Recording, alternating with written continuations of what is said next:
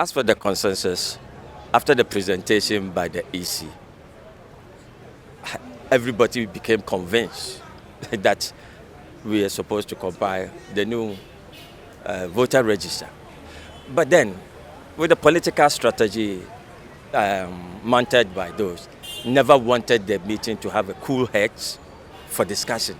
And so there were interjections. I mean, if you look at the chairman of the eminent advisory committee, how he was intermittently interjected, and then, those kind of confused that all of Who were interjecting him? No, the coalition of inter-party, they were just trying. It was a coordinated effort, and it's a political strategy. I saw some of it. But to me, we shouldn't lose sight of the substantive issue. The substantive issue is that before you get a credible voter register, you need a system, pieces of equipment and devices that you need to use in order to compile that. That system, the vendors themselves say that have gotten to their end of service, an end of life. They are obsolete. We can no longer use that. And the vendor has told us that if you still want to use that, you are supposed to pay 173 million more. Why should Ghana still continue to be with this vendor if we can make that savings? That is the bottom line.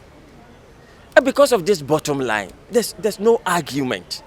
I mean, there was this argument whether our original original photos of our fingerprints are still there.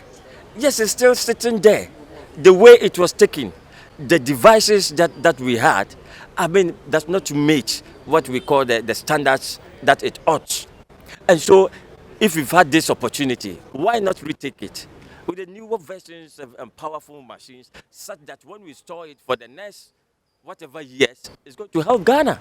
Because, I mean, let's all understand that by 2012, most of us didn't have a better understanding of this biometric voter system.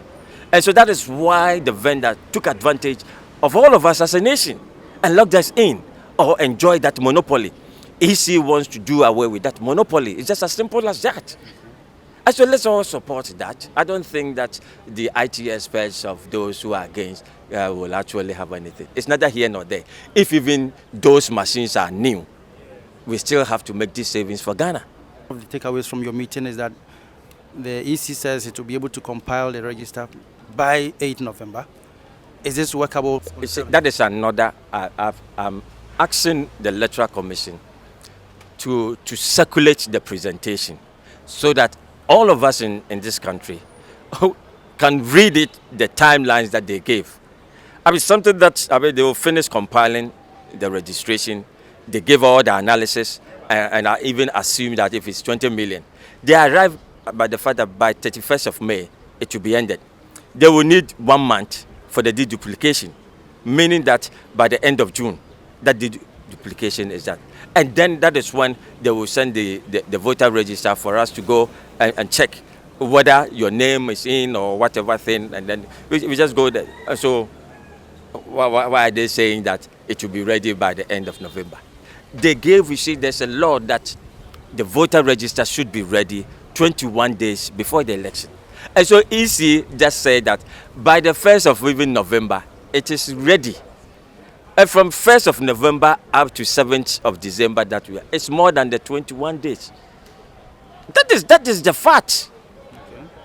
And so why is it? This is what strategically they've been doing to confuse Ghanaians. And they don't want Ghanaians to actually have the cool heads to assimilate whatever thing in order to accept the fact that there's a need for this new biometric voter register.